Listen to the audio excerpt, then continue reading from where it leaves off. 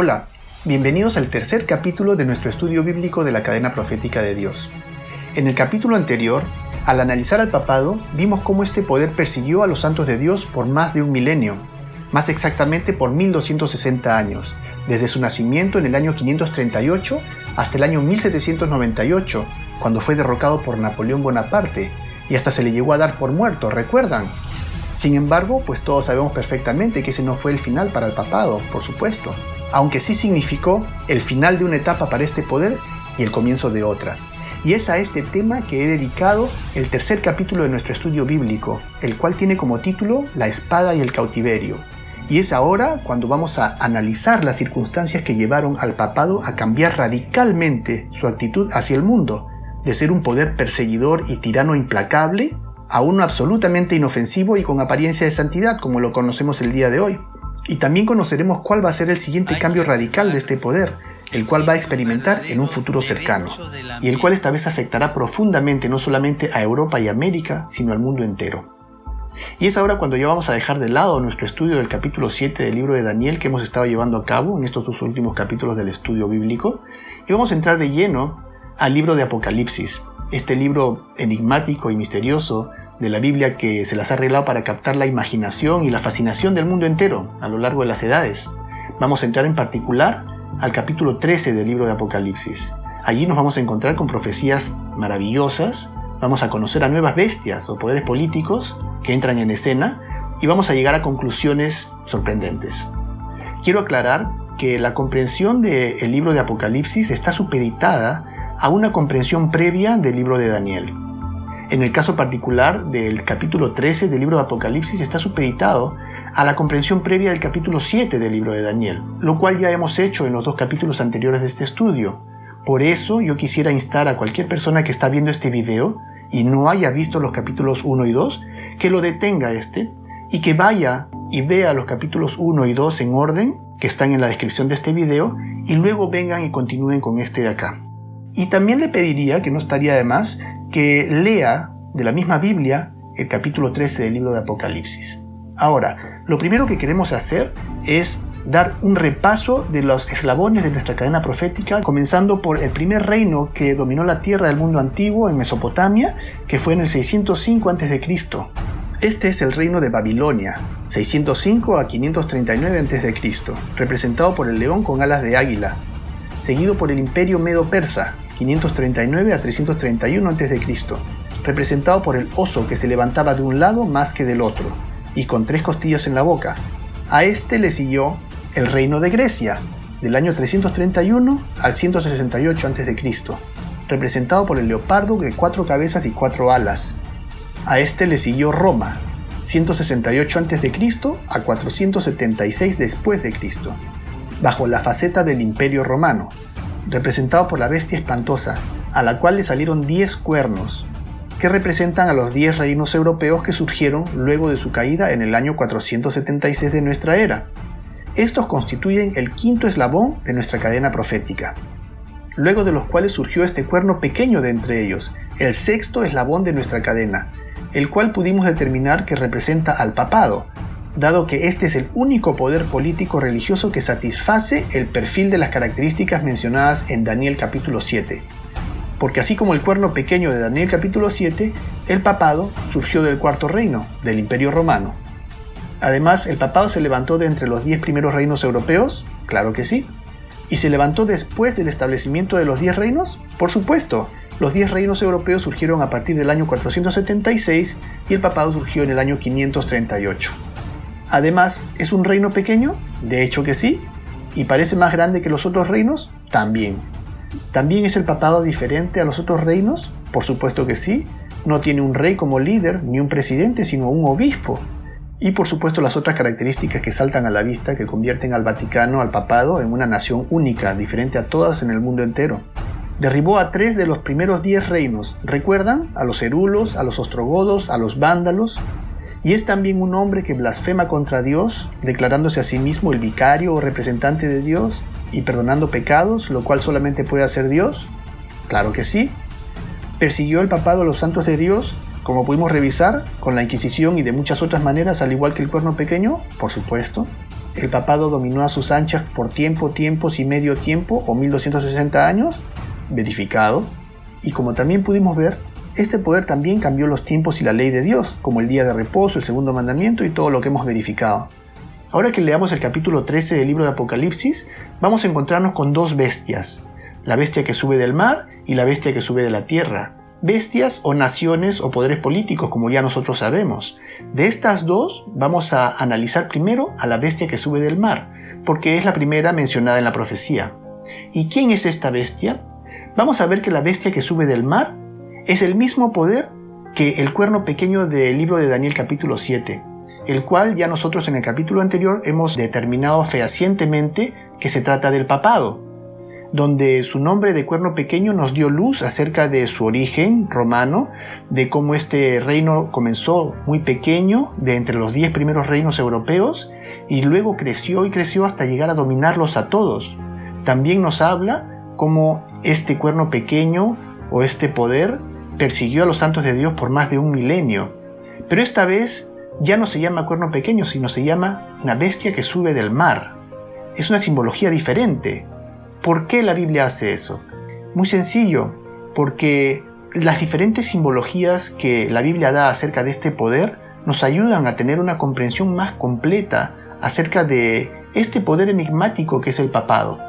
Entonces comencemos leyendo los primeros 4 versículos del libro de Apocalipsis capítulo 13. Dice: Me paré sobre la arena del mar y vi subir del mar una bestia que tenía 7 cabezas y 10 cuernos, y en sus cuernos 7 diademas o coronas, y sobre sus cabezas un nombre blasfemo. Y la bestia que vi era semejante a un leopardo, y sus pies como de oso, y su boca como boca de león. Y el dragón le dio su poder y su trono y grande autoridad. Vi una de sus cabezas como herida de muerte, pero su herida mortal fue sanada. Y se maravilló toda la tierra en pos de la bestia, y adoraron al dragón que había dado autoridad a la bestia, y adoraron a la bestia, diciendo: ¿Quién como la bestia? ¿Y quién podrá luchar contra ella? Interesante y muy enigmático. Una bestia de 7 cabezas, dice, y 10 cuernos, y nos habla de otras varias características. Dice que tiene parte de oso, parte de leopardo, parte de león, y también se nos habla de un dragón. ¿No se nos hace un poco familiares estas figuras? Por supuesto, estas son las mismas figuras utilizadas en la profecía de Daniel capítulo 7. Por eso este es un ejemplo de cómo la comprensión del libro de Daniel capítulo 7 se constituye indispensable para la comprensión del libro de Apocalipsis capítulo 13. Porque leyendo esta profecía del libro de Apocalipsis capítulo 13 sin una comprensión de lo que habíamos visto en el libro de Daniel, se nos hace imposible tener una idea de a qué se refiere esta profecía. Y esta es la razón por la cual muchas personas le asignan las más inverosímiles identidades a la bestia que sube del mar. Pero nosotros no vamos a tener ese problema. Ahora, ¿qué nos dice que la bestia que sube del mar y el cuerno pequeño son la misma entidad que es el papado? Por varias razones. La Biblia nos dice que tanto la bestia que sube del mar como el cuerno pequeño están ubicados exactamente en el mismo eslabón de la cadena profética. Además, estas dos entidades realizan las mismas actividades. Y también, estas dos entidades dominan por exactamente el mismo periodo de 1260 años. Vamos a leer entonces otra vez el versículo 1 del libro de Apocalipsis capítulo 13, pero esta vez analizándolo. Dice: Me paré sobre la arena del mar y vi subir del mar una bestia. Entonces tenemos que esta bestia o poder político surge del mar. Sabemos que el mar, en lenguaje profético, significa pueblos, muchedumbres, naciones y lenguas, como pudimos revisar en nuestro primer capítulo. Aquí pongo las referencias bíblicas para recordar. Esta característica de surgir del mar nos dice que este poder, lejos de haber crecido más que cualquier otro reino europeo, como leímos del papado en su fase de cuerno pequeño, ahora se nos dice que llega a convertirse en un poder que está arraigado en todo el planeta, lo que también podemos constatar de la Iglesia Católica actual, ¿cierto? Vi subir del mar una bestia que tenía 7 cabezas y 10 cuernos. Y sabemos cuáles son estas cabezas, porque nos dice que esta bestia es semejante a un leopardo, que representa a Grecia, sus pies como pies de oso, Medo-Persia, y su boca como boca de león, Babilonia, y el dragón, Roma imperial, le dio su poder y su trono y grande autoridad. Aquí están mencionados los 5 reinos o poderes dominantes consecutivos que aparecen en Daniel capítulo 7. Entonces podemos inferir que cada cabeza de esta bestia corresponde a uno de estos poderes. Y la bestia recibió su poder y trono y grande autoridad de la cuarta bestia, como pudimos constatar en el capítulo anterior que ocurrió con el papado, que recibió el poder y el trono y la autoridad del Imperio Romano, del cual constituye su continuación, ¿recuerdan? Entonces podemos ver que el cuerno pequeño y esta bestia están ubicados en el mismo eslabón de la cadena profética, es decir, en el mismo tiempo histórico. Algo que podemos notar también es que aunque las cabezas son etapas consecutivas de la bestia, el orden de aparición de las primeras 3 bestias mencionadas está invertido en este pasaje, en comparación a su aparición en el capítulo 7 del libro de Daniel. Es decir, mientras en el capítulo 7 de Daniel el orden es león, oso, leopardo, dragón, en Apocalipsis aparece como dragón, leopardo, oso, león. Y la razón es muy clara, y es que en el tiempo de Daniel, 3 de los 4 reinos mencionados por él están en el futuro, pertenecen al futuro, mientras que en el tiempo del apóstol Juan, quien escribió el libro de Apocalipsis, las 3 primeras bestias pertenecen ya al pasado, y esta bestia que sube del mar está en el futuro. Pero aún nos faltan 2 cabezas de esta bestia. Sigamos leyendo. Vi una de sus cabezas como herida de muerte, pero su herida mortal fue sanada, y se maravilló toda la tierra en pos de la bestia. Aquí están las otras 2 cabezas. Dice que vio una de sus cabezas como herida de muerte, tiene que ser la cabeza número 6, y también dice que la herida mortal fue posteriormente sanada, la cual correspondería a la 7ª cabeza o a la última etapa de esta bestia o poder político religioso. Pero ¿por qué están aquí todas estas bestias del libro de Daniel juntas en una sola bestia? Voy a poner a mi hijo como ejemplo. Cuando lo veo con mi esposa al lado, ella me dice, se parece mucho a ti, tiene toda tu forma de cara. Y lo veo bien alto, como su abuelo. Además parece que ha sacado el carácter fuerte de su bisabuelo. Y así, etc. Ella va avanzando en orden, partiendo por mí, que soy su padre, y yendo hacia atrás, siguiendo por su abuelo, y su bisabuelo, y etc. Entonces esta bestia, este poder político religioso, este poder blasfemo, constituye la acumulación del paganismo, teniendo componentes o filosofía, si se quiere, de Grecia, Medo-Persia y Babilonia. Y la bestia que vi era semejante a un leopardo, que representa al reino de Grecia, nación caracterizada por su marcada idolatría y adoración a imágenes.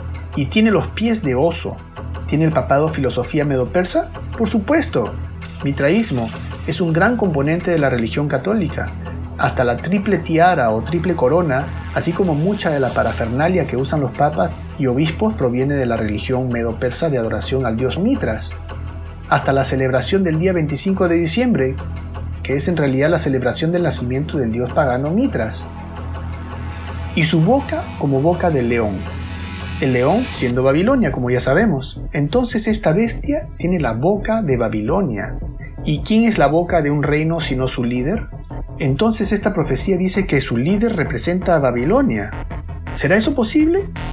Bueno, es ahora cuando nosotros vamos a conocer un misterio muy interesante. ¿Ustedes recuerdan qué pasó con Babilonia cuando fue conquistada? Lo que vimos en el primer capítulo de este estudio. De Babilonia quedó un hombre con corazón engañoso y perverso, ¿recuerdan?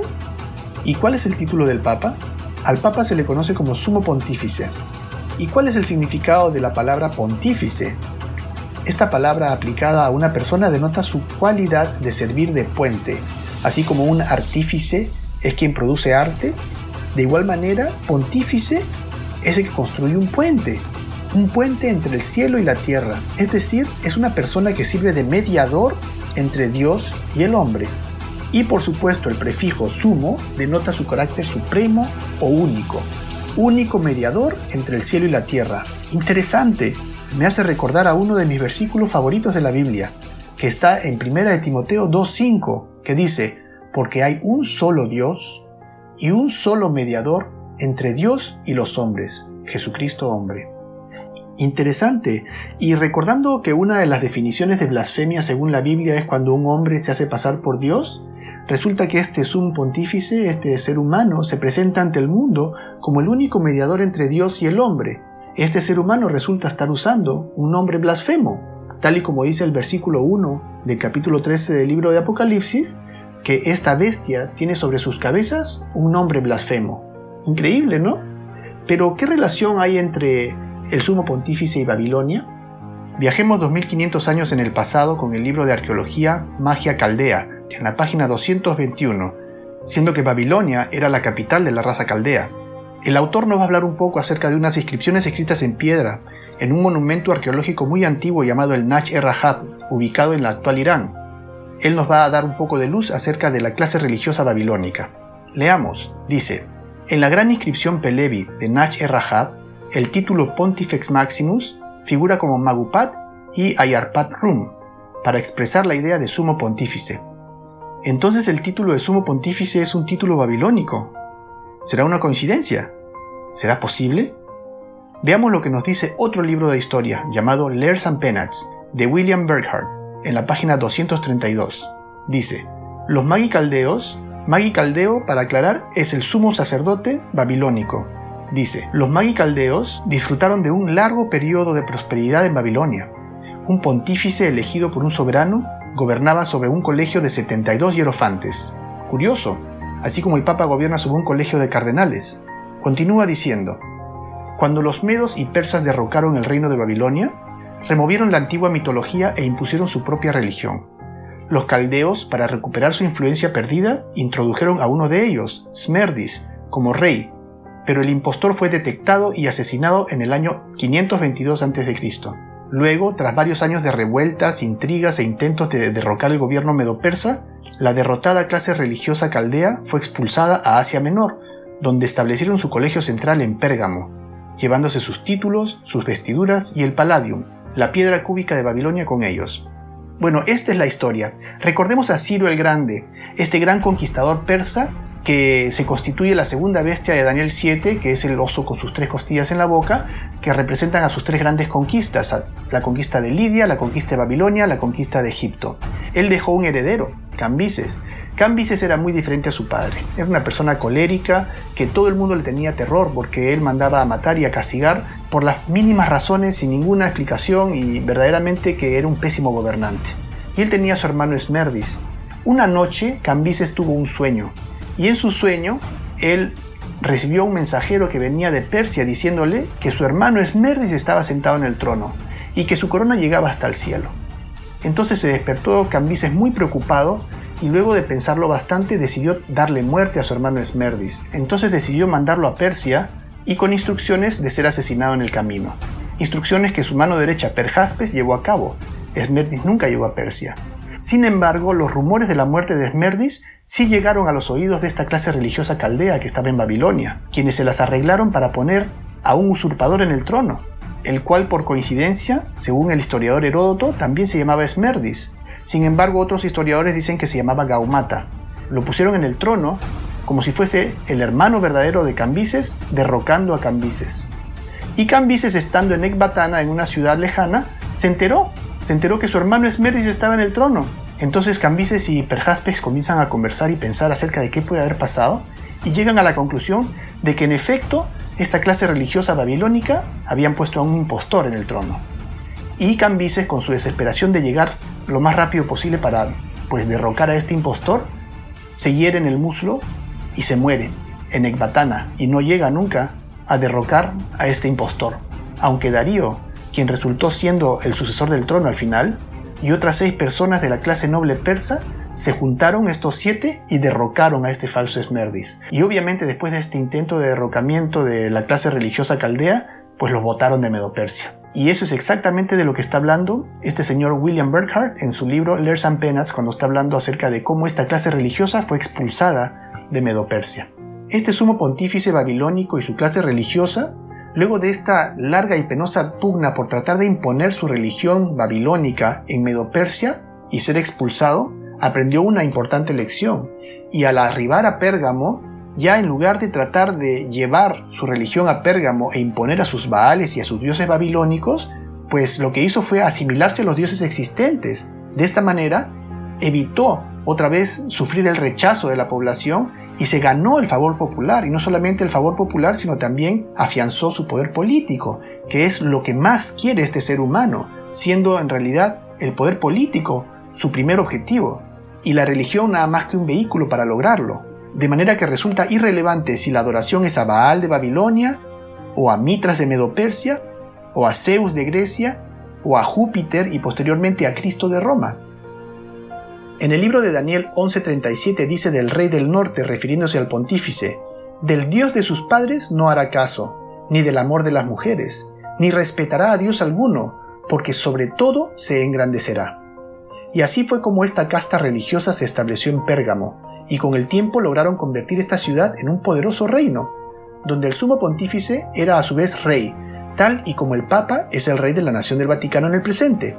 Y así fue por muchos años, hasta que el último rey pontífice de Pérgamo, Attalus III, tras haber sido conquistado por Roma, cedió este título de sumo pontífice al emperador romano en el año 133 a.C., quien desde entonces llevó este título por más de 4 siglos, hasta que en el año 376, bajo la influencia del obispo Ambrosio, el emperador romano Graciano el Joven prohibió las ceremonias paganas en Roma y se negó a llevar el título de Pontifex Maximus o sumo pontífice por considerarlo incompatible con el cristianismo, y el título quedó vacante por muy poco tiempo, porque fue tomado casi de inmediato por el obispo de Roma Damasus en el año 379, hasta el día de hoy.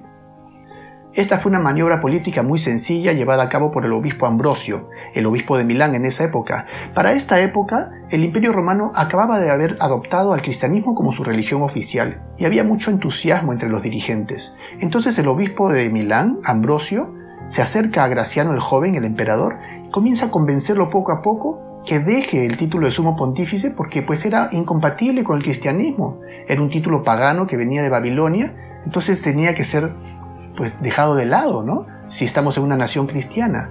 Sin embargo, graciosamente, muy poco después que el emperador Graciano deja el título, lo deja vacante, ¿quién lo recoge? Ni 3 años después, el obispo de Roma, Damasus, acoge el título de sumo pontífice y se lo pone a sí mismo. Desde ese momento hasta ahora, el Papa o el obispo de Roma lleva el título de sumo pontífice, este título pagano de Babilonia. Gracioso, ¿no? Entonces el sumo pontífice de hoy es en efecto el sucesor directo del sumo pontífice babilónico. Su título no es el mismo que el que nació en Babilonia hace más de 2500 años por pura coincidencia, sino que es el sucesor directo de un linaje milenario que representa el desafío del hombre a Dios. Y esta es la respuesta a la pregunta que formulamos en el primer capítulo del por qué, aunque la ciudad de Babilonia dejó de existir hace mucho tiempo, lo que vemos en la Biblia, particularmente en el libro de Apocalipsis, es que este poder simbolizado por Babilonia juega un rol central en varias de las historias narradas donde se habla de los eventos más importantes de los últimos días. Y la conclusión a la que podemos llegar es que esta Babilonia espiritual a la cual se refieren las profecías, la cual es el asiento del sumo pontífice, es Roma papal, donde aún en el presente y desde el principio se encuentra el asiento de aquel ser humano que usurpa el lugar de Dios, del anticristo. Porque tal como dice su nombre, sumo pontífice, único mediador entre Dios y el hombre, es el título de Cristo.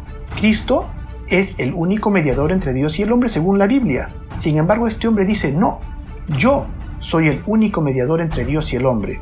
Entonces él usurpa el lugar de Cristo. Él es el anticristo. Entonces, como bien dice este versículo 2, esta bestia tiene características de Babilonia, de Medo-Persia, de Grecia, de Roma imperial, porque ha estado en todos estos lugares. Este sumo pontífice, esta clase religiosa, pasó de Babilonia a Medo-Persia, luego fue expulsada y migró a Pérgamo, que es Grecia, posteriormente pasó a Roma imperial, tomando elementos de paganismo de todos estos lugares, los cuales amalgama con elementos del cristianismo y sobre esta plataforma encuentra una poderosa base para ejercer presión social y política hasta el día de hoy. Y el hecho de tener la boca de león es muy significativo, porque nos dice que la boca de este reino, el cual es su líder, es el líder de Babilonia, el sumo pontífice. Y luego termina diciendo algo muy duro y temible, que el dragón le dio su poder y su trono y grande autoridad. O sea que detrás de este poder está el dragón. El dragón no es otro que el diablo. Revelación 12:9 dice, y fue lanzado fuera el gran dragón, la serpiente antigua que se llama Diablo y Satanás, el cual engaña al mundo entero. Satanás engaña al mundo entero, dice. El mundo entero vive engañado, pensando de una manera contraria a la realidad. En el mensaje de Jesús a la iglesia de Pérgamo, que encontramos en Revelación 2:13, dice: «Yo conozco tus obras y dónde moras, donde está el trono de Satanás». En este versículo Jesús llama al trono del sumo pontífice en Pérgamo el trono de Satanás. Y cuando dice que el dragón dio su poder, su trono y grande autoridad, se está refiriendo a cómo este trono fue transferido de Roma imperial a Roma papal, el trono que antes Roma imperial recibió de Pérgamo, como la historia atestigua.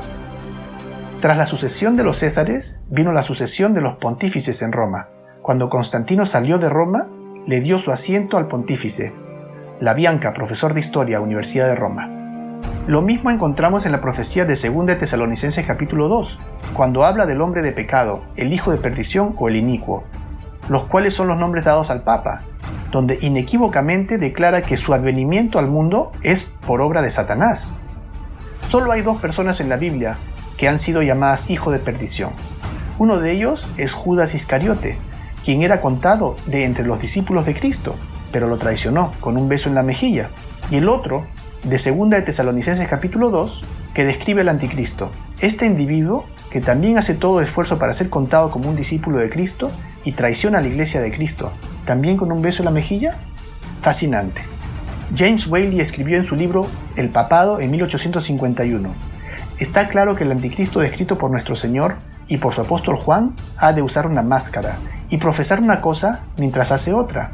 Él ingresará a la iglesia como Judas entró en el jardín, supuestamente para besar a su maestro, pero en realidad para traicionarlo. Él debe venir con palabras de paz en su boca, pero con guerra en su corazón. Él debe ser un falso Cristo, la semejanza de Cristo estampada en metal.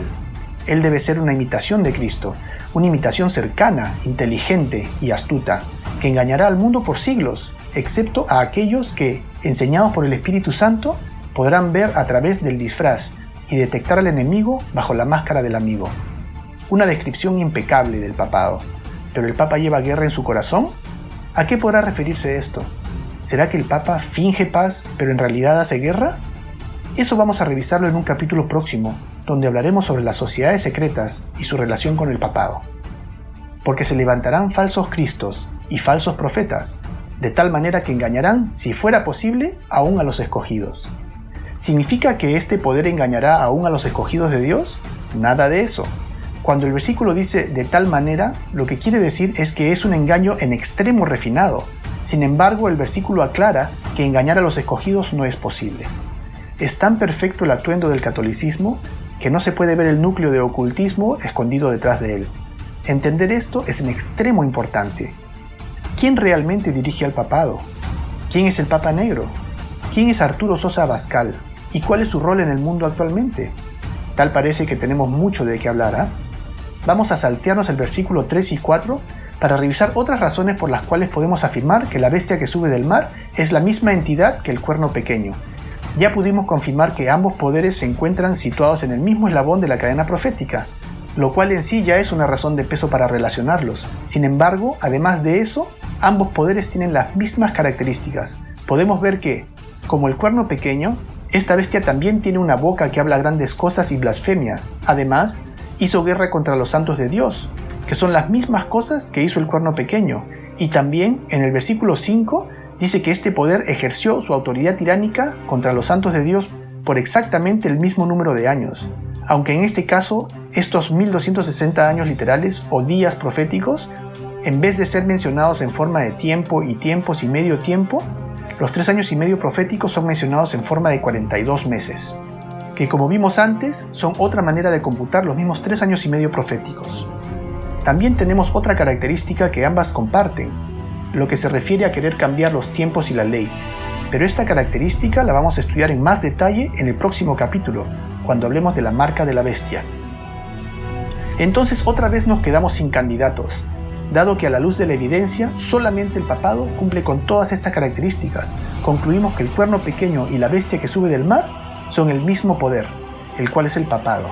Y esto lo vamos a colocar también en nuestra roca, que ya habíamos utilizado en el capítulo anterior, donde pusimos que el cuerno pequeño es el papado. Acá también vamos a poner la bestia que sube del mar es el papado.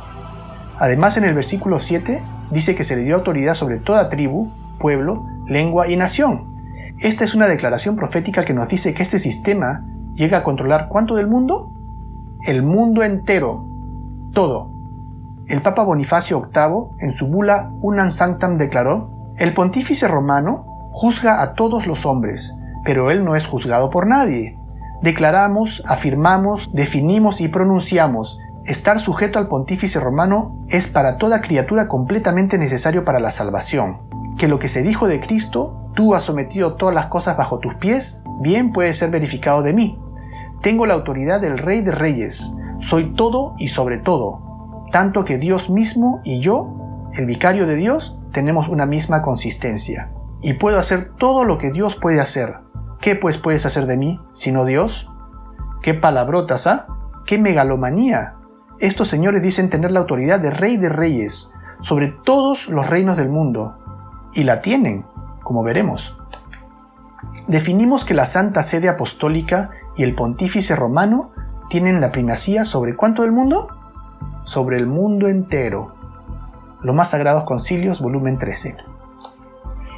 Todo el poder temporal es suyo, el dominio, la jurisdicción y el gobierno de toda la tierra es su derecho divino. Todos los gobernantes de la tierra son sus súbditos y deben someterse a él. Concilio de Trento. Aquí tenemos una declaración muy interesante. El versículo 3 dice: vi una de sus cabezas como herida de muerte, pero su herida mortal fue sanada. Y se maravillaron algunos en la tierra en pos de la bestia. ¿Dice eso? No, no dice eso, dice se maravilló toda la tierra en pos de la bestia. Ahora, notemos que dice que una de sus cabezas estaba como herida de muerte. Otras traducciones de este versículo dicen parecía estar herida de muerte.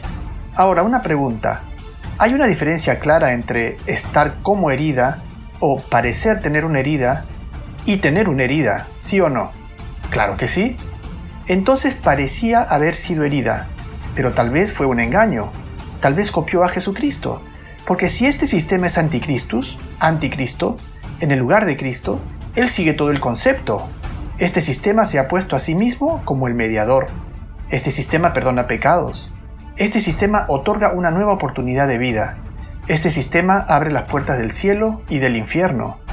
Entonces no sería disparatado pensar que este sistema también quiere experimentar una muerte y por supuesto una resurrección, porque es una falsificación de Cristo.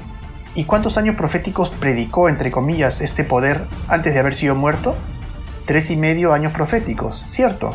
Tiempo y tiempos y medio tiempo, ¿recuerdan? ¿Y cuánto tiempo duró el ministerio de Jesucristo en la tierra antes de sufrir la muerte y resurrección? Fue también 3 años y medio. Entonces, ¿es o no es un sistema anticristo? Una historia fascinante. Entonces a una cabeza o a una faceta de esta bestia aparentemente le llegó su hora. Así como al cuerno pequeño, también aquí tenemos una herida de muerte. Es la etapa en la cual el papado cae herido de muerte. Recordemos que en el año 1798, el final de los 1260 años de dominación tiránica del papado sobre Europa y América se cumplió cuando el general Berthier derrocó al papado, declaró la república y desterró al papa. Recordemos este evento. El reverendo Joseph Rickaby, en su libro The Modern Papacy, o El papado moderno, escribe: Berthier entró en Roma el 10 de febrero de 1798 y proclamó una república. La mitad de Europa pensó que el veto de Napoleón sería obedecido y que junto con el Papa, el papado estaba muerto. El objetivo de la directiva francesa era la destrucción del gobierno pontifical, como un enemigo irreconciliable de la República. Ellos instaron a su general a retirar al Papa y a sus cardenales fuera de Roma. El anciano Papa fue instado a abdicar el gobierno temporal. Luego de su negativa, fue arrastrado del altar y sus soldados saquearon el Vaticano en presencia de su dueño. El papado estaba extinto, no quedó ni un vestigio de su existencia, y entre todos los poderes católicos romanos ni un dedo fue levantado en su defensa. Fue lo que escribió el reverendo George Trevor en su libro Roma desde la caída del Imperio del Oeste, en 1869. Henry Edward Manning, el cardenal arzobispo de Westminster, escribió en 1880: «¿Ves esta iglesia católica, esta iglesia de Dios, convaleciente y débil, rechazada hasta por las naciones llamadas católicas? Allí estaba la Francia católica, la Alemania católica y la Italia católica, renunciando a esta ilusión destruida del poder temporal del vicario de Cristo». Thomas Gill escribió en su libro The Papal Drama, o El drama papal, en 1866. Las multitudes imaginaban que el papado estaba a punto de morir. y se preguntaban si Pío VI sería el último pontífice y si el final del siglo XVIII sería señalado por la caída de la dinastía papal. Entonces una de sus cabezas parece haber recibido una herida mortal. Parece haber muerto, pero no murió realmente, sino que pasó a la clandestinidad, aunque como bestia perdió todo su poder político que le será restaurado posteriormente y habrá una resurrección de este poder. Eso es lo que dice la Biblia. Vi una de sus cabezas como herida de muerte, pero su herida mortal fue sanada, y se maravilló toda la tierra en pos de la bestia. Por supuesto que esto no es posible. No todo el mundo va a adoptar el catolicismo. Apocalipsis 13:3. ¿O sí? ¿O será que estos loables esfuerzos, como el llamado movimiento ecuménico, el cual apunta a la unificación de todo el cristianismo bajo el liderazgo de la Iglesia Católica, además de otros movimientos como Coexist y demás iniciativas que apuntan a unificar a las diversas religiones que hay en el planeta, todas lideradas por el papado por supuesto, conducirán al mundo a la fusión de todos los credos y religiones en una sola iglesia, en aras de la cada vez más lejana paz mundial, por ejemplo? Pudiéndonos imaginar al mando de quién. ¿Estaría esto en armonía con la profecía? Claro que sí. Varias preguntas van apareciendo, ¿no? Parece que tenemos mucho de qué hablar. Entonces el papado finge su muerte, por supuesto, tras haber asegurado sus posiciones de poder en todo el mundo.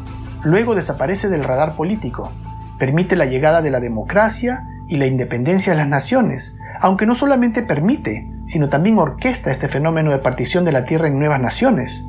Recordemos cómo en Daniel capítulo 7 dice que el cuerno pequeño a toda la tierra devorará, trillará y despedazará. O sea que este poder devora, se come o se adueña de toda la tierra. Además la trilla. ¿Qué es trillar? El verbo trillar viene del latín tribulare, que significa tanto extraer el fruto de la tierra como también oprimir o atormentar. O sea que se adueña de la tierra, extrae sus riquezas, la atormenta y la despedaza, la parte en pedazos o la divide. Fascinante. En el libro de Daniel 11:39 dice que este poder dividirá a la tierra para ganar.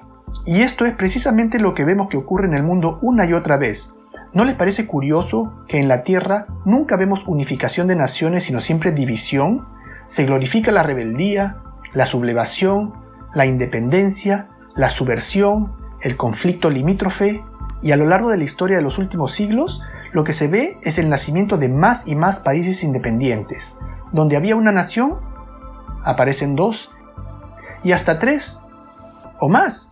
Y cada vez los países son más numerosos y más pequeños. La humanidad es llevada en un tren de pensamiento que fomenta el conflicto y la competencia, en vez de la solidaridad y la cooperación. Y así sigue el mundo fragmentándose cada vez más. Tan solo para 1940, había en el mundo solamente 99 naciones, y para el año 2010, esta cifra llegó a ser de hasta 195 naciones, siendo que existen solamente 2 naciones en todo el mundo que se formaron como producto de la unión de estados independientes, en vez de haber surgido producto de la división. Una de ellas es el Reino Unido, formado por la unión de los reinos de Inglaterra y Escocia, y la otra, su hija, la gran nación de los Estados Unidos de América. Las únicas 2 naciones en todo el mundo que en la época de su fundación eran enemigas declaradas del papado, y donde la presencia de este poder estaba absolutamente prohibida. ¿Será una coincidencia? Definitivamente no lo es. Estas naciones dan testimonio vivo de que la unión hace la fuerza, y lo contrario, la división de una nación, ¿qué es lo que hace con ella? ¿La fortalece o la debilita? Isaías 14:12 dice: ¿Cómo caíste del cielo, oh Lucifer, hijo de la mañana? Cortado fuiste por tierra, tú, que debilitabas a las naciones. Pero ¿de qué manera es que el papado logra dividir a las naciones? ¿Y cómo ha logrado reinsertarse en el radar político con el éxito con que lo ha hecho? ¿Cómo es que las cosas salen tan bien para este poder? ¿Cuáles son sus herramientas políticas? ¿Tiene herramientas militares? Este tema también es muy importante, pero no corresponde a este capítulo hablar de eso, porque queremos primero comprender cabalmente en qué consiste el cautiverio del que habla la profecía, para luego ver cómo se maneja este poder bajo el cautiverio. Entonces, 131 años después de haber sufrido la herida, el papado se prepara para su regreso al ámbito político. ¿Y cómo lo hizo? Recordemos la crónica de San Francisco. Mussolini y Gaspari firman histórico tratado, y que lo es. Dice: la cuestión romana esta noche fue cosa del pasado, y el Vaticano finalmente estaba en paz con Italia. Continúa diciendo: al colocar los autógrafos en el documento memorable que sanó la herida, interesante el lenguaje, se mostró cordialidad extrema por ambas partes.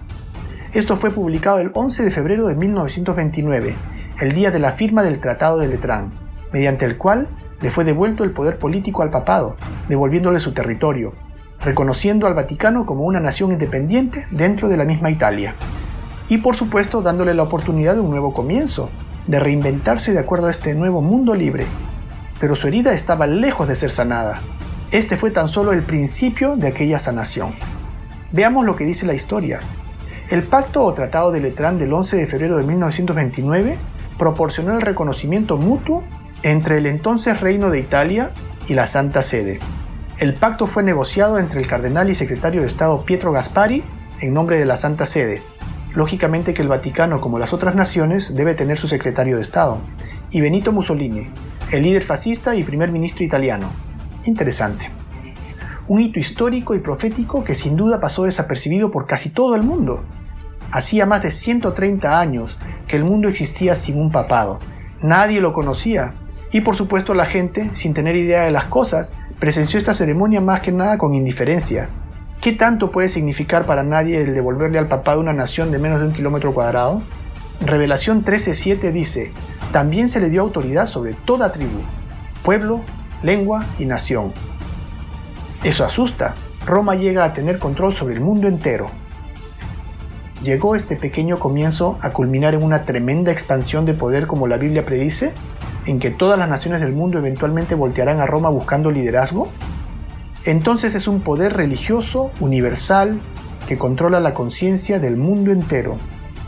Un poder religioso y secular universal, con estatus político y con estatus religioso. Y Roma es el único poder en el planeta que califica. Y adoraron al dragón. Entonces quien sigue a este sistema de religión, sin saberlo, lo que está haciendo realmente es adorar a Satanás, al dragón, que había dado autoridad a esta bestia. Porque este es un engaño.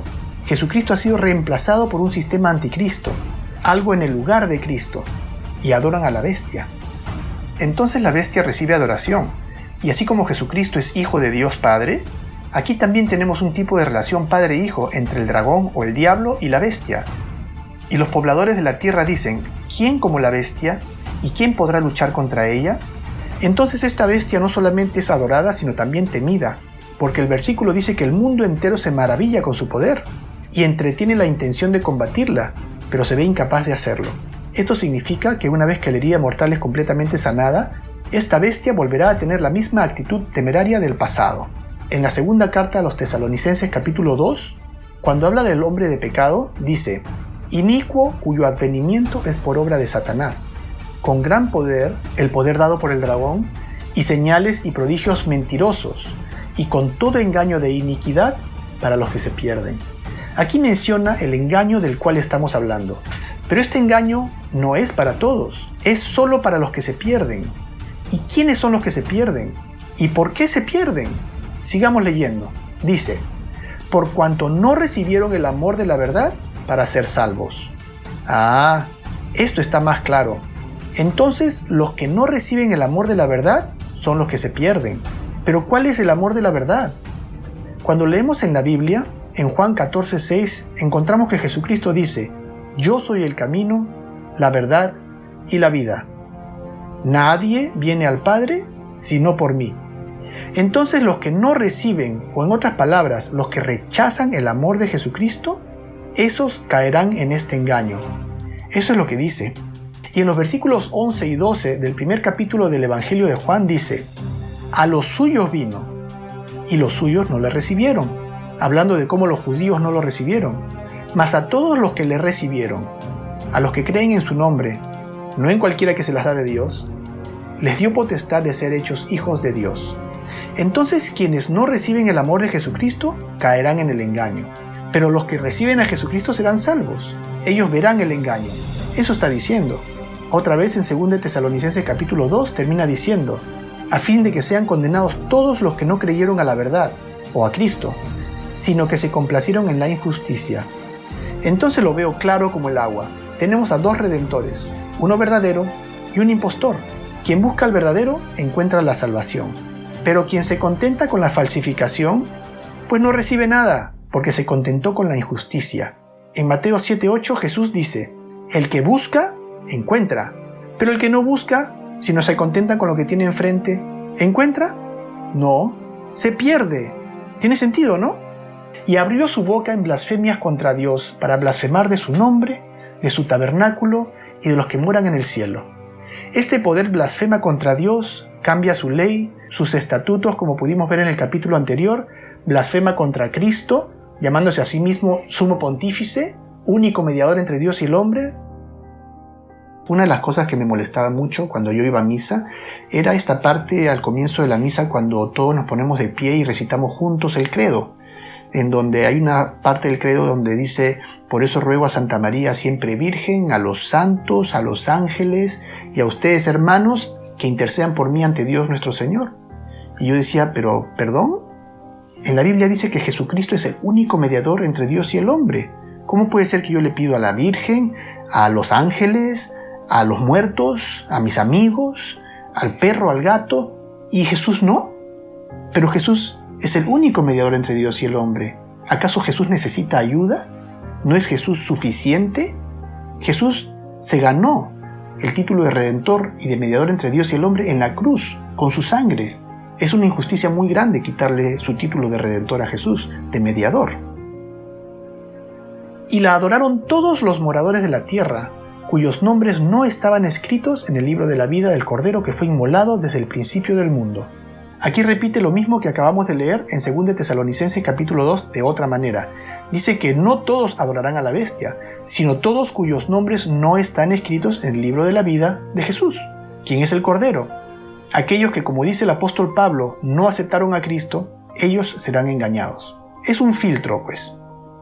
Entonces, ¿no creen que es importante que los hombres y mujeres católicos, muchos de ellos, puedo atestiguar, que son verdaderamente devotos y fieles a Dios según la única doctrina que conocen, sepan que si ellos continúan en este sistema y a sabiendas cooperan con él, que están en realidad adorando al dragón? Yo estuve muy contento cuando me enteré de esto. En Romanos 6:16 dice, ¿no sabéis que si os sometéis a alguien como esclavos para obedecerle, sois esclavos de aquel a quien obedecéis, sea del pecado para muerte, o sea de la obediencia para justicia? O sea que si tú obedeces ese sistema, tú eres parte de él. Y hay obediencia para vida, pero también hay obediencia para muerte. ¡Atención! Proverbios 14:12 nos dice, hay camino que al hombre le parece derecho, pero su fin es camino de muerte. Tenemos frente a nosotros a un sistema que reclama para sí mismo los atributos que le pertenecen a Dios. Un sistema establecido por el mismo Satanás. Subiré al cielo, en lo alto, junto a las estrellas de Dios levantaré mi trono, y en el monte del testimonio me sentaré, a los lados del norte, sobre las alturas de las nubes subiré, y seré semejante al Altísimo. Y eso es exactamente lo que busca Lucifer, adoración, y hasta instauró su propio día santo, el domingo. Adoración y obediencia son los dos asuntos más importantes para Dios y el tema central de esta gran controversia. Por un lado tenemos a Dios, nuestro Creador y Redentor, y por otro lado tenemos a su adversario, el padre de la mentira. ¿Y qué es esto de la blasfemia? Revelación 13:5 dice que esta bestia, al igual que el cuerno pequeño, habla grandes cosas y blasfemias contra Dios. El versículo 6 dice que abrió su boca en blasfemias contra Dios para blasfemar de su nombre y de su tabernáculo y de los que moran en el cielo. Ya lo revisamos en el capítulo anterior, pero démosle una repasadita otra vez a este concepto de blasfemia. ¿Qué significa hablar blasfemias contra el Altísimo? Como ya vimos, hay dos definiciones bíblicas de blasfemia. Juan 10:30-33 dice, por buena obra no te apedreamos, sino por blasfemia, porque tú, siendo hombre, te haces Dios. El cual se opone y se levanta por encima de todo lo que se llama Dios o es objeto de culto, tanto que se sienta en el templo de Dios como Dios, haciéndose pasar por Dios. Este versículo describe al poder anticristo que dice que Él es Dios, y tomando el lugar de Dios, Él dice que va a perdonar pecados, Él dice que va a hacer esto y lo otro. Entonces, la Biblia define blasfemia como todo acto de asumir para sí mismo cualquier derecho o poder que le pertenece a Dios. Y leyendo las declaraciones papales, Ferrari Ecclesiastical Dictionary, el Papa es de una dignidad tan grande y tan exaltado que no es un simple hombre, sino como si fuera Dios y el vicario de Dios. Dios mío, ¿patético o qué? En fin, esta es una de las innumerables declaraciones papales donde el Papa expone que es Dios. El Papa Leo VIII dijo: «Sostenemos en esta tierra el lugar de Dios Todopoderoso». A la luz de la razón, estas declaraciones no son menos que simple demencia, en mi opinión. La Iglesia Católica dice: todos los nombres que en las Escrituras se aplican a Cristo, en virtud de los cuales se establece que Él está sobre la Iglesia, todos estos mismos nombres se aplican al Papa. Entonces la Iglesia Católica toma el lugar de Jesucristo. Y la otra definición de blasfemia la encontramos en Marcos 2, 5-7. Los escribas cavilaban en sus corazones: ¿por qué habla este así? Blasfemias dice. ¿Quién puede perdonar pecados sino solo Dios? Entonces, si tú dices que puedes perdonar pecados, eso es blasfemia. Lo cual sabemos bien que no solamente el Papa se da las prerrogativas de perdonar pecados, sino que también es una supuesta facultad que tienen todos los sacerdotes católicos, lo que hacen cada vez que uno se confiesa con ellos: perdonar nuestros pecados haciéndonos repetir como loros 2 o 3 Padre Nuestros y Ave Marías, como si seguir a Cristo fuese un juego de charada. Y así se pierde la gente, cayendo en un engaño: robo, 2 Padre Nuestros y 2 Ave Marías, cometo adulterio, 3 Padre Nuestros y 3 Ave Marías, y así literalmente puedo cometer cualquier pecado, y una vez que me he confesado, hago una fila y comulgo, como nuevo, porque el sacerdote me ha perdonado en el nombre de Dios, y yo vivo feliz con mi sistema maravilloso de perdón de pecados que sigo desde que tengo uso de razón. En fin, mejor pasemos a los versículos 9 y 10, que son nuestro tema de fondo. Si alguno tiene oído, oiga. Nos dice: presta mucha atención a lo que te voy a decir ahora. Aquel que lleva en cautiverio, irá en cautiverio. Aquel que a espada mata, a espada debe ser muerto. Aquí está la paciencia y la fe de los santos. Ya sabemos que la herida mortal que recibió la bestia se refiere al evento que ocurrió en 1798, cuando el papado dejó de existir. Pero aclaremos que el papado y la Iglesia Católica no son la misma cosa. El papado es un ente político religioso muy poderoso, y sobre quien se sienta la Iglesia Católica. Ahora, quien recibió la herida mortal no fue la Iglesia Católica, sino fue el papado en su aspecto político, el cual fue completamente aniquilado. Sin embargo, ¿las puertas de las iglesias se cerraron? ¿O los niños dejaron de ser bautizados? ¿O la gente dejó de atender misa? Por supuesto que no. Las puertas de las iglesias no se cerraron, porque esta herida mortal afectó solamente al papado en su aspecto político. Ahora, cuando uno lee el versículo 10 en el contexto del capítulo, uno ve que, así como el papado llegó en cautiverio, tendría que ir en cautiverio, y de la misma manera que mató a espada debería ser muerto. Pero ¿a qué se refiere este cautiverio y esta espada bajo los cuales tendría que sucumbir el papado? Comprender esto es de extrema importancia.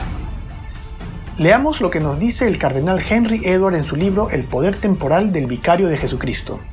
Sus palabras nos van a ayudar mucho a comprender esta profecía.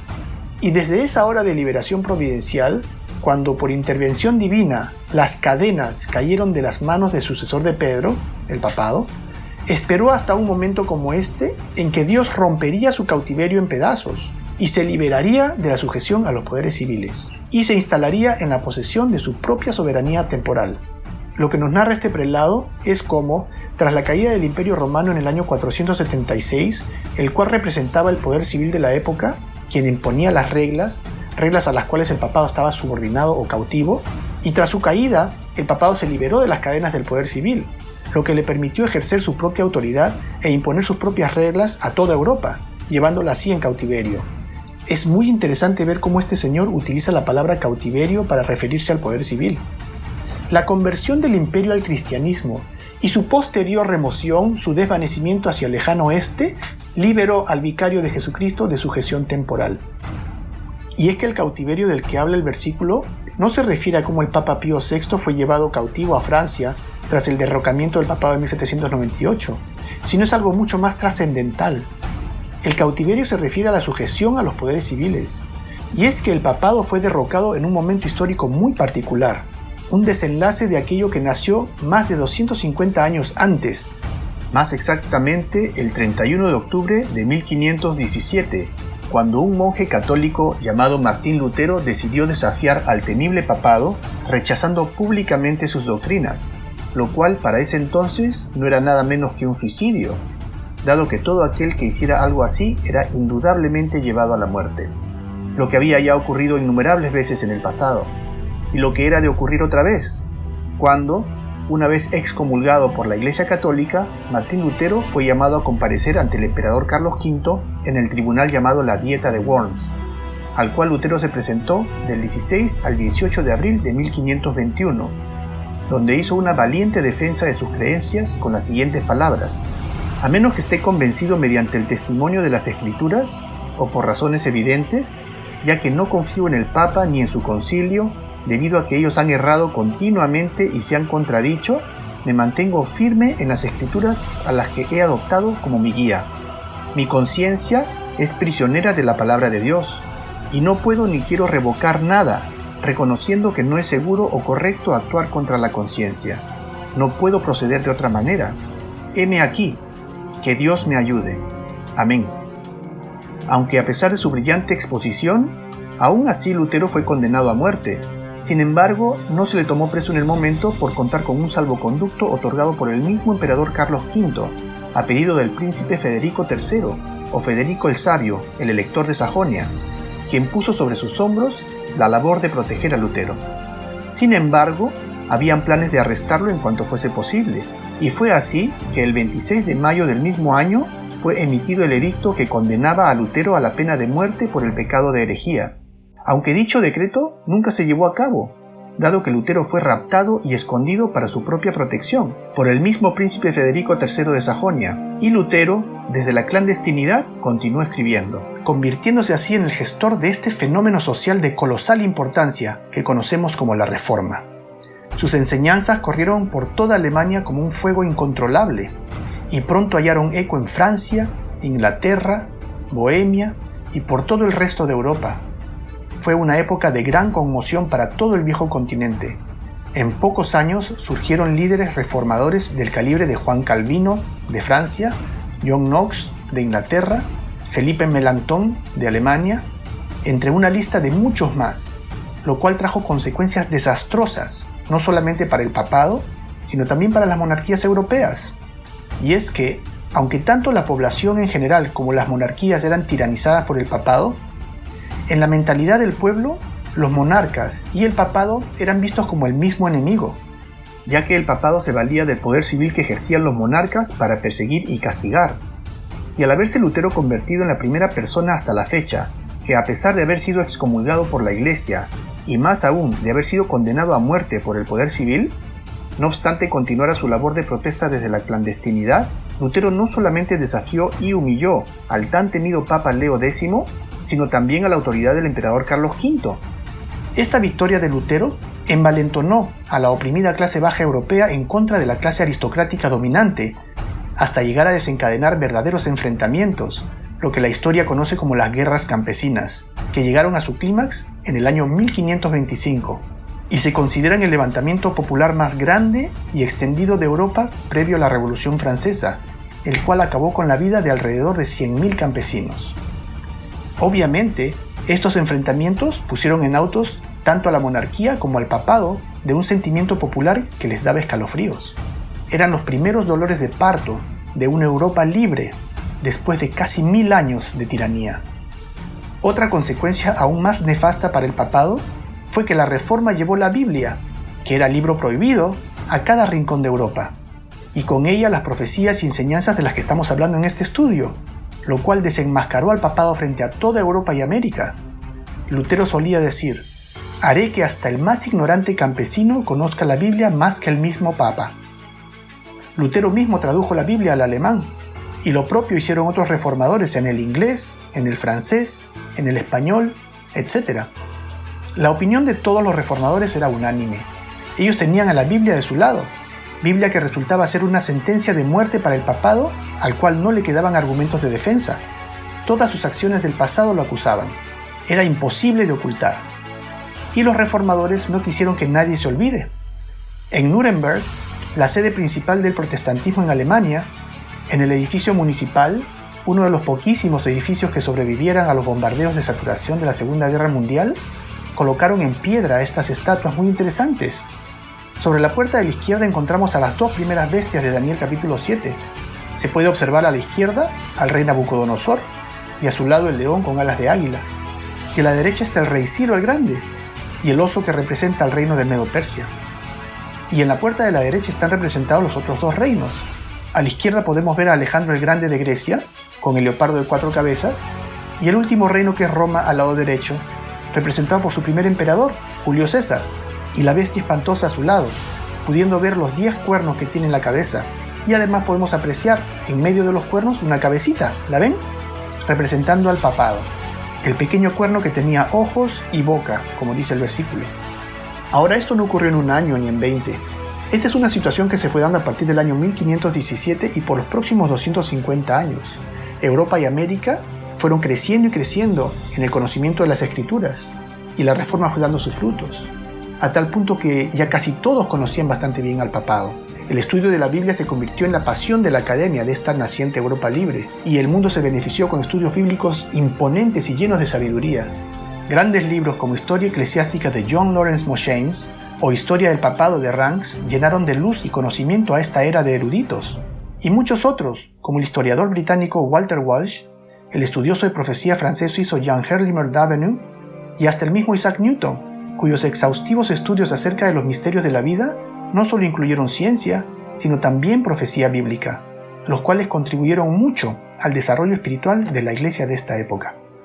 Ahora, ¿será que Roma se resignó a perder el poder político que tenía sobre las naciones y se conformó con presenciar cómo se derrumbaba su imperio sin mover un dedo? ¿O será que se preparó cuidadosamente durante esos 250 años para este desenlace, de manera que su poder político no fuese realmente afectado? Pues Roma no estaba dispuesta a ceder ni un centímetro de su poder. La guerra ya había sido declarada ese mismo 31 de octubre de 1517 y no había tiempo que perder. El 15 de agosto de 1534 fue fundada la Orden Jesuita, el órgano del papado cuyo primordial objetivo fue y es la contrarreforma, o contrarrestar el efecto que la reforma causaba en el mundo. Esta orden religiosa era mucho más que eso. Tras la fachada de piedad se escondía una organización de características únicas. Napoleón Bonaparte la describió con las siguientes palabras: los jesuitas son una organización militar, no una orden religiosa. Su jefe es un general de una armada, no un mero padre abad de algún monasterio, y el objetivo de esta organización es poder. Poder en su ejercicio más despótico, poder absoluto, poder universal, poder para controlar el mundo para la voluntad de un solo hombre. Jesuitismo es el más absoluto de los despotismos y al mismo tiempo el más grande y enorme de los abusos. El general jesuita insiste en ser maestro soberano sobre el soberano. Donde sea que los jesuitas son admitidos, ellos serán los maestros a cualquier costo. Su sociedad es por naturaleza dictatorial y por consiguiente es el enemigo irreconciliable de la autoridad constituida. Todo acto, todo crimen, por muy atroz que sea, es un trabajo meritorio si es cometido por el interés de la sociedad a los jesuitas o por la orden de su general. Esto lo escribió Napoleón Bonaparte, quien fue el instrumento utilizado por los jesuitas para llevar a cabo esta fingida muerte del papado en 1798. Él debe haber sabido bien de lo que estaba hablando, ¿no creen? Yo creo que sí. Conocer bien a la orden jesuita es fundamental para poder entender la magnitud y el alcance del poder que el papado ejerce sobre el mundo, dado que esta polifacética organización es profundamente instrumental en literalmente todos los ámbitos de la sociedad. La naturaleza de esta orden religiosa con tinte militar, su interacción con el papado y lo que la Biblia tiene que decir acerca de ellos es muy pero muy interesante, y de esto hablaremos con más detenimiento en un capítulo próximo. Entonces las cartas estaban sobre la mesa. La Reforma tenía nada menos que a la Biblia de su lado, pero el papado tenía a la orden jesuita, la cual sin perder el tiempo puso en marcha su estrategia de educación contra educación. Y para 1599 ya tenían creado y refinado el programa llamado Radio Studiorum, el primer sistema global de educación de la historia, que literalmente inundó toda Europa y luego el mundo entero de doctrina papal. El papado utilizó una vasta fortuna en la construcción de cientos de espléndidas universidades, colegios, teatros, editoriales y demás medios dirigidos a las clases alta y media alta, desde donde se dedicaron a establecer fuertes lazos, no solamente con las esferas de influencia de las distintas sociedades, sino también en los varios campos de la comunidad académica, corporativa, política, etc. Las universidades, colegios secundarios y demás instituciones educativas jesuitas, destacadas por su derroche de buen gusto y arquitectura exquisita e imponente, fueron y hasta ahora son los lugares preferidos por las clases media y alta para la educación de sus hijos. Y fue desde esta formidable plataforma desde donde el papado arremetió contra la doctrina protestante. En 1585, el teólogo jesuita español Francisco Rivera escribió la visión futurista de la profecía bíblica, y en 1614, otro teólogo jesuita llamado Luis del Alcázar hizo lo propio, presentando al mundo el estudio hoy conocido como la visión preterista de la profecía bíblica. La teoría preterista sostiene que el anticristo vino al mundo en el siglo II a.C., bajo el nombre del rey griego Antíoco IV, Epifanes, mientras que la teoría futurista dice que el anticristo vendrá en el futuro y reinará durante los últimos 3,5 años de nuestra era. Y por supuesto que ambas teorías son especulaciones completamente carentes de respaldo bíblico, donde no se sigue ninguna lógica. Sin embargo, no solamente fueron presentadas al mundo, sino posteriormente promocionadas, analizadas, debatidas, confrontadas, respaldadas por unos teólogos, rechazadas por otros teólogos, todos jesuitas obviamente, y hasta llevadas al público a través de novelas, producciones teatrales y hasta películas de cine, y capturando la fascinación del mundo entero. Y es así como el papado ha logrado crear una cultura de controversia entre estas dos teorías, al punto de que en el presente son consideradas como las únicas dos posibles interpretaciones de la profecía bíblica acerca de la identidad del anticristo. Y una mitad del mundo cree una de estas teorías, mientras que la otra mitad cree la otra, incluyendo a las propias iglesias protestantes, tristemente. Y por supuesto, todas las enseñanzas de la Reforma quedaron en el olvido. ¿Qué les parece? Interesante ver cómo funciona la maquinaria del engaño de la cual habla la profecía que estamos estudiando, ¿no? Es en verdad una historia por demás interesante. Sin embargo, la profecía también dice que no todos fueron engañados. Mientras por un lado el papado trabajaba incansablemente, por otro lado la Iglesia de Dios seguía avanzando, fiel al mandato de llevar la palabra hasta lo último de la tierra. Y fue así como el año 1611 trajo al mundo la más fiel traducción moderna de la Biblia en existencia hasta el día de hoy. La Biblia conocida como King James Bible, en inglés. Esta Biblia, patrocinada por el rey James o Jacobo I de Inglaterra, se distingue de todas las demás traducciones primero porque no fue traducida por una sola persona. Martín Lutero tradujo él solo la Biblia del latín al alemán. Juan Calvino hizo lo propio en su idioma natal francés, así como William Tyndale al idioma inglés, y etc. Lo cual hasta el presente es el caso, donde todas las otras Biblias hoy disponibles son traducciones hechas por una o dos personas. Por el contrario, esta versión King James fue traducida por una corte de expertos y eruditos del más alto nivel, escogidos de entre la crema de la comunidad académica británica. Y no solamente se valieron de un manuscrito original o dos como los demás, sino que en este caso se valieron de una recopilación de 5.000 manuscritos del Nuevo Testamento que sobrevivieron a los años de persecución y prohibición, los cuales son conocidos como el Textus Receptus. Esta Biblia fue ferozmente opuesta por el papado, quien en su intento por impedir su ejecución planeó lo que hoy es conocido como la conspiración de la pólvora. El plan era hacer estallar el edificio del Parlamento inglés, matando tanto al rey y su familia, así como a la mayor parte de la aristocracia protestante dedicada a esta honorable tarea, durante la conferencia de apertura el 5 de noviembre de 1605, para lo cual el papado se valió de un grupo de 13 conspiradores liderados por el general jesuita Henry Garnet. Afortunadamente, gracias a una carta anónima, se llevó a cabo un registro de los sótanos del Parlamento la noche anterior al evento, y fue hallado Guy Fawkes, uno de los conspiradores, al lado de 36 barriles de pólvora, lo suficiente para reducir el Parlamento a escombros.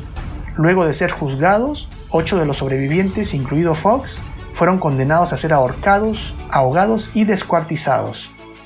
Los numerosos actos de semejante salvajismo como este, perpetrados por el papado a través de su orden jesuita en su esfuerzo por contrarrestar a la Reforma, sumados a las graves cosas que la Biblia tenía que decir de esta entidad, lo cual era de conocimiento general para ese entonces, convirtieron al papado en el enemigo irreconciliable, no solo de Dios y de su iglesia, sino también de la sociedad civilizada.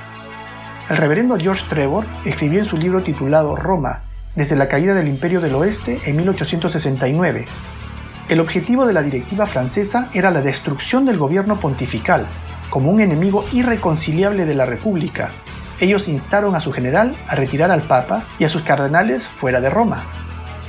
Y nadie levantó un dedo para auxiliar al papado. Los reinos que en otra época no hubieran dudado en poner sus ejércitos en marcha en defensa del supuestamente representante de Dios en la tierra, para 1798, la Europa reformada se quedó inmóvil, expectando la caída del anticristo. Como bien dice el cardenal, allí estaba la Francia católica, la Alemania católica, la Italia católica, todas las naciones europeas renunciando a esta ilusión destruida del poder temporal del vicario de Cristo. Por supuesto que renunciaron al engaño que los tuvo cautivos por más de un milenio. Esta actitud de las naciones confirmó la razón por la cual el papado tenía que fingir su propia muerte. Era el único enemigo irreconciliable del mundo civilizado. No había más lugar para el papado en el mundo, tenía que ser eliminado. Entonces, previendo lo inevitable, el papado se mandó a matar. La muerte del papado fue una movida muy astuta, necesaria para quitarse de encima los ojos de toda Europa y dejar de ser el centro de atención. Tenía que ser eliminado por completo, morir y ser sepultado, hasta lograr ser olvidado, dejar que la estrategia jesuita de educación contra educación diera sus frutos y borrara su nombre de la memoria colectiva, para luego de un tiempo reaparecer con un rostro completamente nuevo, para un mundo nuevo. ¿Pero cuánto tiempo tendría que permanecer muerto el papado? En su libro 50 años en la Iglesia de Roma, el reverendo Charles Chiniquy nos da un extracto del plan jesuita. Traigamos toda nuestra habilidad para influir en esta parte de nuestro plan. Nuestra principal preocupación debe ser moldear a las personas para nuestros propósitos. Sin duda, la primera generación no será totalmente nuestra, pero la segunda casi nos pertenecerá, y la tercera por completo. Según este plan, 3 generaciones serían suficientes para, a través de diversos medios, revertir lo ocurrido con la Reforma. ¿Y cuánto tiempo de vacaciones se tomó el papado para regresar al mapa político? 131 años. Y parece que fue suficiente, ¿cierto? Ya esa imagen de un pontífice imponente y autoritario, vestido espléndidamente y usando los colores de la realeza, pertenecen a un pasado que para nada convenía evocar. Un nuevo papado estaba planeado, esta vez con un velo de santidad y pasividad, un papa inofensivo y frágil, vestido de blanco como una ovejita, y de rostro dulce para un mundo nuevo, a una nueva era para la humanidad, la era de la democracia moderna, la era del nacimiento del mundo libre, de los países con leyes sobre libertad de pensamiento y de religión, donde se supone que no hay lugar para persecuciones ni ejecuciones arbitrarias, donde no hay lugar para un papado tirano, y donde todos, incluso el rey o presidente en este caso, están cautivos a la justicia. Incluso el papado es cautivo a la justicia. Y si este es el cautiverio del cual habla el versículo, entonces la herida mortal aún no ha sido sanada, porque en el presente el papado aún es cautivo al poder civil. Al menos eso es lo que podemos ver. Y es así como Roma otra vez se reinventa, otra vez muta, buscando mantener su dominio, pero esta vez bajo las nuevas reglas de la democracia. De cualquier manera, según la Biblia, esta aparente pérdida de poder cambiará, y la bestia regresará a su postura tiránica tal y como fue en el pasado, dando lugar a la 7ª cabeza de la bestia. Entonces este papado, que llevó en cautiverio a todas las naciones a las cuales sujetó bajo sus leyes, ahora él será sujetado bajo las leyes de las naciones. ¿Y qué podemos decir de la espada bajo la cual dice el versículo que sucumbirá el papado? El versículo dice que el papado será muerto con la misma espada con la que mató. Entonces la pregunta sería, ¿cuál es la espada que usó el papado para matar? Leamos Romanos capítulo 13, versículos 1 al 4, para ayudarnos a comprender el significado de la espada que mató al papado.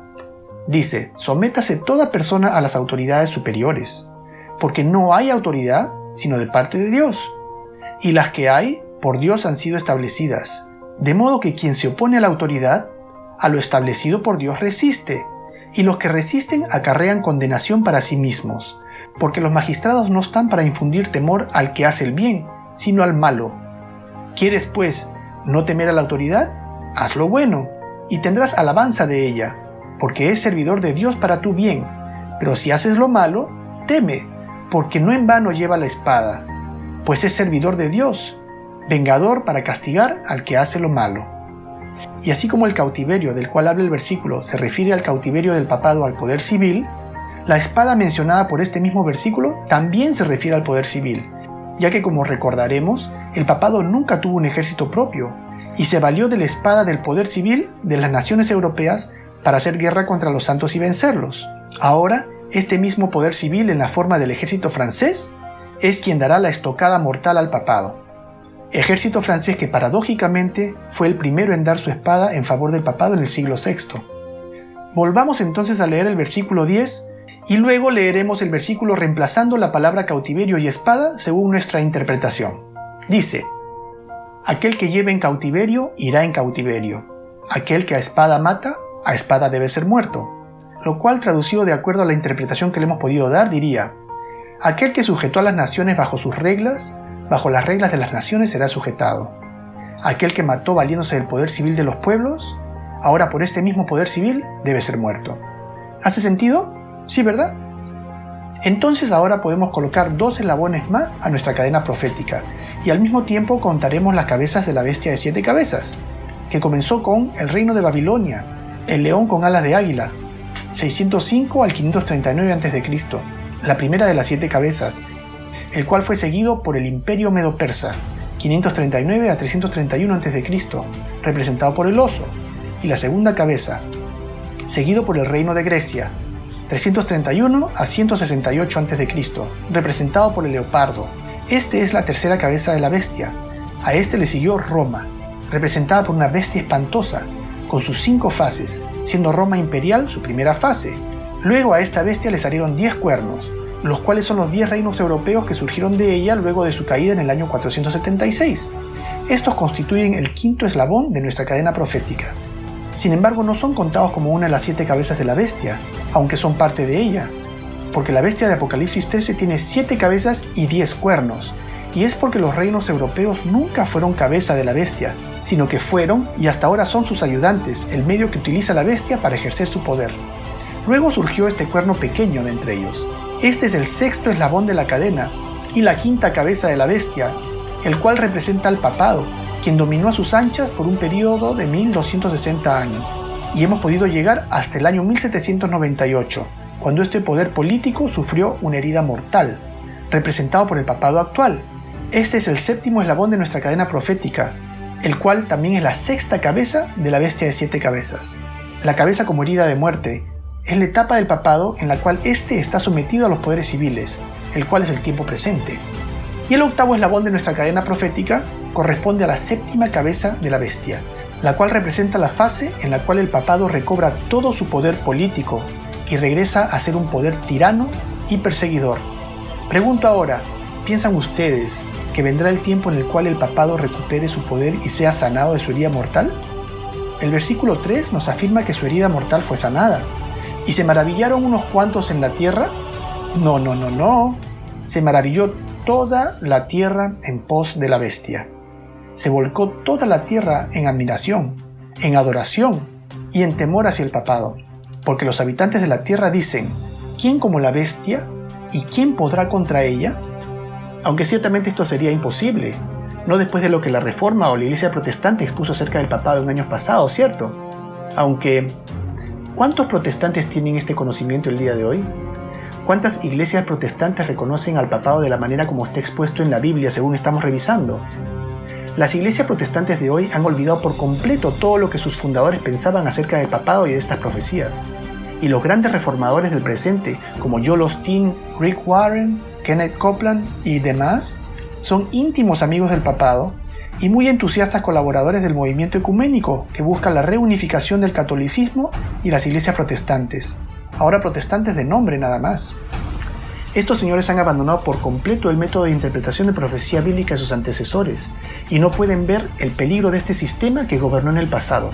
Y es así como caerán en la trampa, para darse cuenta luego cuando sea demasiado tarde. Si Martín Lutero o Juan Calvino pudieran ver en lo que nos hemos convertido, lo que estamos viviendo, no podrían ni reconocer a las iglesias que resultaron del protestantismo que ellos fundaron. Es insólito ver cómo el papado, luego de haber sido plenamente identificado no solo como el asiento del anticristo bíblico, lo cual es gravísimo, sino también como el enemigo irreconciliable de la humanidad hace no tanto tiempo, lo cual también es gravísimo, a tal punto de haber tenido que fingir su propia muerte para poder huir de tan infame reputación, en el presente es una estrella de rock. Sin embargo, conociendo todo el esfuerzo invertido por el papado a través de su orden jesuita para lograr este objetivo, de lo cual solamente hemos rasgado la superficie, lejos de parecernos insólito, nos parece simplemente el resultado de un plan bien ejecutado, que ha logrado convertir al papado en lo que todos estamos acostumbrados a pensar de él. Es todo lo bueno, todo lo puro, un pedacito del cielo en la tierra, ¿o no? Es ahora mismo la institución más distinguida y respetada de toda la tierra, con sus papas ocupando las primeras planas no solamente en publicaciones periodísticas, políticas, sociales, y hablamos por supuesto de las más reputables del medio, y hasta las revistas dedicadas a las celebridades se lavan la boca para colocar los elogios más sublimes imaginables, y haciendo los titulares más glamorosos y llenos de admiración. Sin duda es algo muy insólito, un fenómeno que sería inexplicable. El Papa en la actualidad es el ser humano más celebrado y con más exposición al público en el mundo entero. No existe publicación de renombre que no haya hecho titulares y portadas acerca de él. Obviamente, nadie espera ver una noticia negativa o en tono desagradable acerca del Papa. Y a pesar de los eventuales escándalos que puede atravesar el Vaticano, el Papa en sí mismo es prácticamente intocable por la media. Ya estamos acostumbrados a ver cómo uno tras otro los papas son nombrados Man of the Year, el hombre del año, por los líderes de la comunicación. Se hacen grandes películas acerca de ellos, con títulos de los más sublimes, como este que se llama Papa Juan Pablo I, la sonrisa de Dios. Del Papa Juan Pablo II se han hecho hasta ahora un total de 12 películas. Los papas son los únicos seres humanos sobre los cuales no es raro que se hagan películas biográficas en vida. El actual Papa Francisco ya lleva hasta ahora 3 películas biográficas, además de 3 libros biográficos, los cuales por supuesto son traducidos a todos los idiomas prevalentes. Y si queremos hablar de pompa, tenemos que mencionar el funeral del Papa Juan Pablo II, el evento más televisado en la historia de la humanidad, además de haber sido por demás glamoroso y haber contado con la presencia de lo más distinguido de las esferas políticas del planeta. Sea cual sea la nación a la cual el Papa decida ir a visitar, su recibimiento es un suceso de lo más solemne y lleno de gozo, un derroche de emoción envuelto en un ambiente de solemnidad y santidad sin paralelo. Las preparaciones son con años de anticipación. A mí me tocó ir a ver al Papa Juan Pablo II cuando niño, y puedo atestiguar que el ambiente que se vivía era de gran alegría y fascinación, comparable con absolutamente ningún otro suceso religioso. Recuerdo bien cómo yo mismo temblaba de emoción hasta las lágrimas, y no solo yo, sino el océano de gente que junto conmigo se agolpaba, conformándonos con tan solo verlo, aunque sea desde muy lejos. Y este es el nuevo rostro del papado, uno cuyo papa es ahora el mensajero de la paz, ya no un líder despótico recluido en su palacio imperial, sino un hombre rodeado de un halo de santidad que peregrina de nación en nación llevando un mensaje de paz, de amor y de solidaridad a toda la tierra. Pregunto, ¿no será que el papado realmente ha cambiado? Digo, los tiempos cambian. Tal vez esta institución ha enmendado su propósito. ¿Será? Hay una palabra clave que describe el trabajo del anticristo. ¿Y cuál es esta? Se llama engaño. Ahora yo pregunto, si el malo tiene cara de malo y se comporta a todas vistas como malo, ¿estamos hablando de engaño? No pues. Engaño es cuando el malo tiene cara de bueno y a todas vistas parece bueno. En Mateo 7:15 Jesucristo nos advierte, guardaos de los falsos profetas, que vienen a vosotros con vestidos de ovejas, pero por dentro son lobos rapaces. ¿Y por qué será que nos advierte de esto Cristo? ¿Será porque es cierto? Yo también lo creo. BBC, el 2 de abril del 2005, escribió, el Papa fue el único en ser un evangelista mundial. Podía visitar todas las religiones, el Islam, el judaísmo, preparó un camino para un nuevo orden mundial religioso.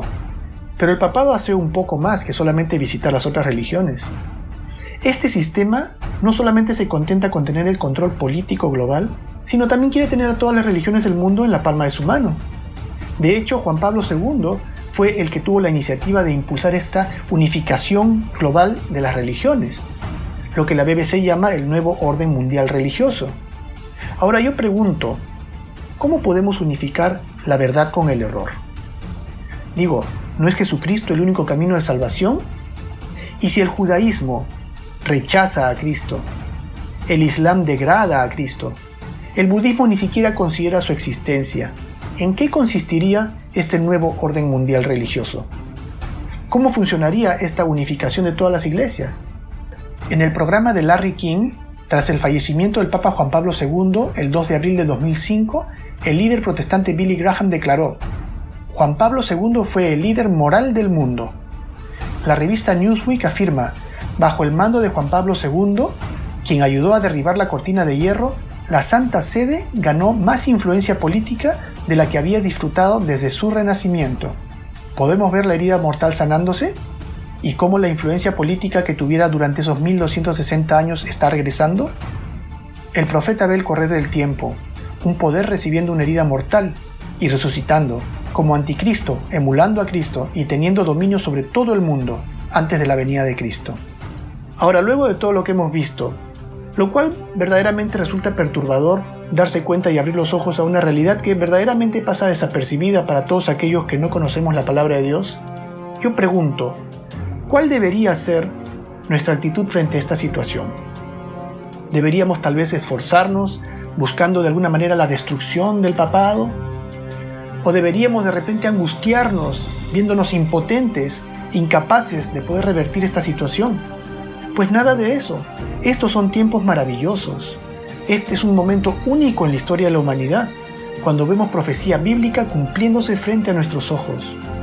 El mundo se mueve apresuradamente hacia el desenlace final, pero esas son buenas noticias para nosotros. Jesús nos dice en Lucas 21:28, cuando estas cosas comiencen a suceder, erguíos y levantad vuestra cabeza, porque vuestra redención está cerca.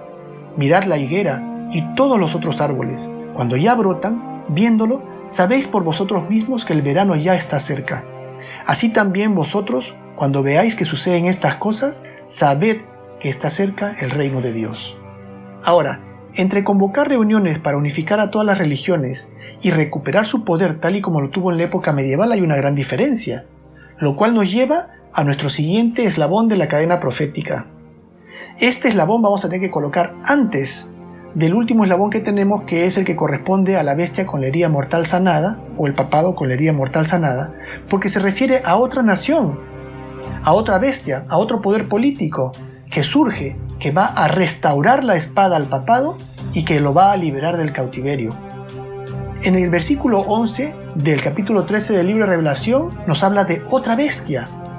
Dice: después vi a otra bestia que subía de la tierra, y tenía 2 cuernos semejantes a los de un cordero, pero hablaba como dragón, y ejerce toda la autoridad de la primera bestia en presencia de ella, y hace que la tierra y los moradores de ella adoren a la primera bestia, cuya herida mortal fue sanada. Y esta es la nación que finalmente le sana la herida al papado y le devuelve su poder. Y amigos, les tengo que decir que esta es la parte más increíble de toda la profecía, porque es la nación menos imaginable, que le devuelve la espada al papado, y todas las naciones del mundo siguen el ejemplo de esta nación. Y ustedes me dirán, ¿qué nación en sus cabales le devolvería la espada al papado para regresar a la barbarie del oscurantismo? Yo les digo, es el elefante en la habitación. Todos lo podemos ver, pero nadie lo ve.